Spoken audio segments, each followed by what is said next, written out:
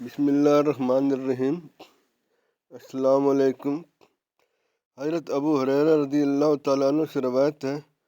وہ رسول اللہ صلی اللہ علیہ وآلہ وسلم سے بیان کرتے ہیں کہ آپ صلی اللہ علیہ وآلہ وسلم نے فرمایا، سوار پیدا بیٹھنے والے کو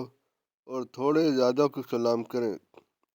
ایک اور حدیث میں حضرت ابو ہریرہ رضی اللہ تعالیٰ عنہ روایت کرتے ہیں،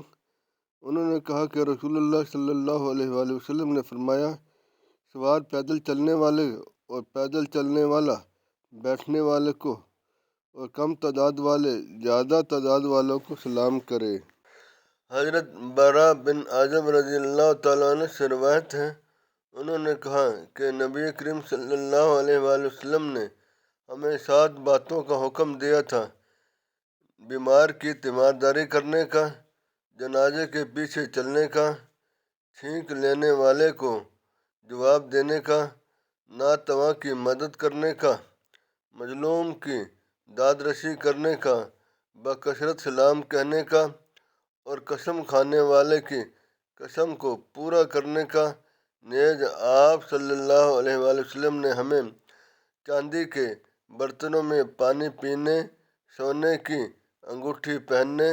ریشم کی جین پر سوار ہونے، ریشم اور دیبا پہننے، باریک اور موٹا ریشم جیب تن کرنے سے منع فرمایا تھا۔